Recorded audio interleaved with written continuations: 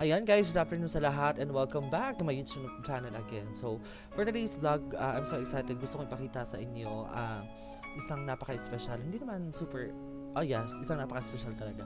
Actually, nung ano kasi, short preview lang, nung last 2 months ago, umuwi kasi yung parang kapatid ko na galing Saudi Arabia. Nakasama ko siya sa Saudi Arabia nung nagtrabaho kami. But then, yun nga, umuwi na siya. Nag-final exit na siya doon. And he decided na mag for good na dito sa Pilipinas. So, sabi sa kanya baka naman pwedeng dalhan ako ng relo kasi syempre bilang isang nursing attendant, gamit natin yung relo talaga to take vital signs. So yun, pinapili niya ako kung anong kulay at ang pinili ko is color white. Hindi ko kasi may pakita sa inyo ngayon kasi gamit-gamit ng kapatid ko. Siguro after ng 2 months, yung kulay niya nag-iba talaga. Naging instead of color white, mamaya pakita ko dito yung kulay nung unang binigay niya sa akin versus now nung nag-iba ng kulay. Naging kulay dilaw kasi siya. So, ang pangit na tingnan, super pangit. Pero, ang gumagana pa talaga siya. Maganda pa yung gana ng relo. Yun nga lang yung kulay parang ang pangit yun, parang ang dumi-dumi tingnan lang. So, I decided na kumuha ng eto. For today's vlog, ayun, papakita ko sa inyo or mag-unbox tayo ng Huawei Watch GT2e. So, it's a smartwatch. As you can see, ayan. It's a smartwatch. Sa box niya, pakita ko ninyo. Hindi ko kasi magamit yung back cam ko. I don't know why. Sira talaga siya. Sa loob ng box na ito. Dito sa right side, may kasama siyang manual or yung mga guide. Ayan, as you can see, dalawa siya. Yung isa manual, yung isa guide. Tapos dito naman sa kabila, yung charger niya. Charger cable.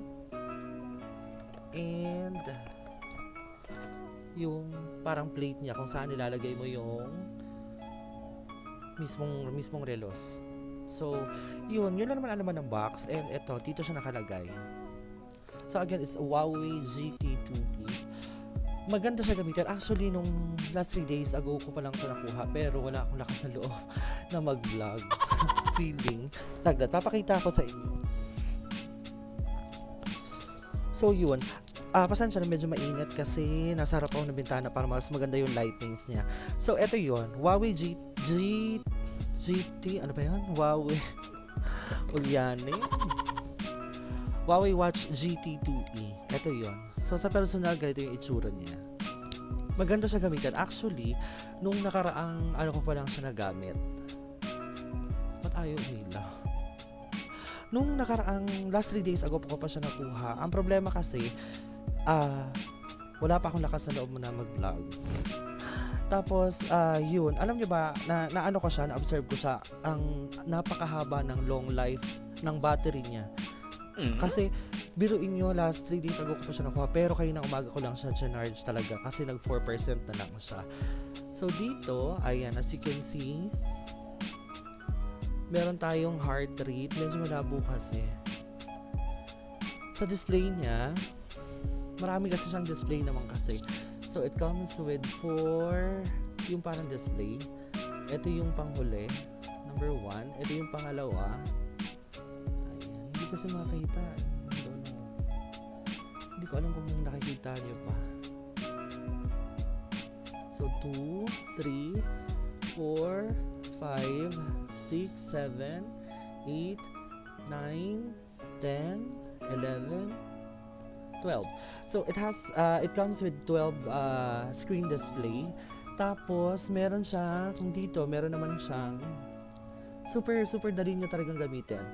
And dito on the right side, pag i-click mo siya, meron tayong settings. So sa nakalagay sa settings, meron tayong heart rate, SpO2 o yung oxygen saturation natin. Tapos yung activity record, sleep, breathing exercise, music, yes may music tayo, barometer, compass, notifications, weather, stopwatch, time, alarm, flashlight, find phone, and yung settings. Yes, actually ang gamit kong phone kasi is iPhone 6 Plus, so napakaluma niya na. I thought hindi siya ko-connect doon sa iOS. But then, binigyan na ako ng instruction nung uh, salesman, sabi niya pwede naman daw. So, ang ginawa ko, nag-download ako ng Huawei Health, which is lalagay ko dito yung tapos, kumonect naman siya dito sa Huawei Watch ko. So, napakagandang gamitin talaga, and napaka-formal. Alam mo yung, it can be dual, pag nagja-jogging ka, very flexible. Kasi doon nga, mayroon tayong steps, kung ilang steps na nagawa natin. Tapos very sporty to sa kung naka-sporty attire ka. Tapos pag naka-formal naman, napaka-formal din tingnan. Maganda talaga siya tingnan sa kamay. Ang lakas niya makamayaman kahit hindi naman. Grabe yung pawis ko, guys. Sorry. So yun, I recommend this. Kung i-rate ko siya from 1 to 10, 9. Napakagandang gamitin. Napakahaba ng long battery life. Napaka-social tingnan. And above all, ang dami niyang applications na to add on na makakatulong sa health benefits natin, like yung watch steps natin if you are, 'di ba, yung meticulous sa pagdating sa mga exercise natin. So napakagandang gamitin niya talaga. And so as you can see, hindi ko kasi ayan, umilaw siya. So 'di ba? Napakaganda niya.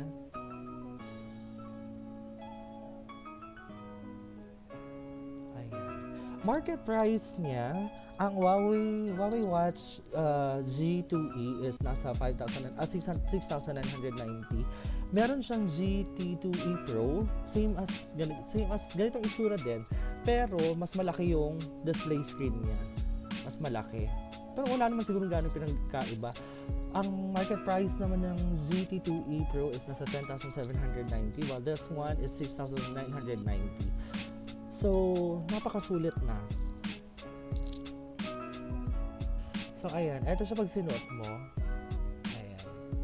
Tsaka napaka-sensitive ng niya. Yung pag inaano mo siya, nagla-light up. Pasensya na kung hindi pa ako ganang sa pag-unboxing, kasi nga sabi ko sa iyo, new vlogger pa lang ako or bago pa lang ako sa ganitong klaseng sistema, kaya paunti-unti matututunan ko rin kung paano mag-unboxing.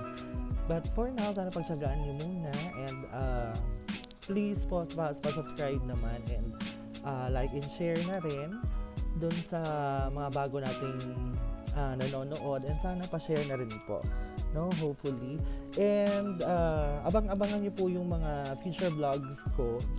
Hopefully dun sa mga tourist destination naman tayo, or yung madalas pinupuntahan dito sa aming lugar sa Davao City, which is marami kami ditong mga magagandang ilog, magagandang tanawin, like overview or overlooking, which is ilalagay ko din dito sa So hopefully sa next vlog ko may papakita ko sa inyo lahat. And please do subscribe again. Thank you for watching.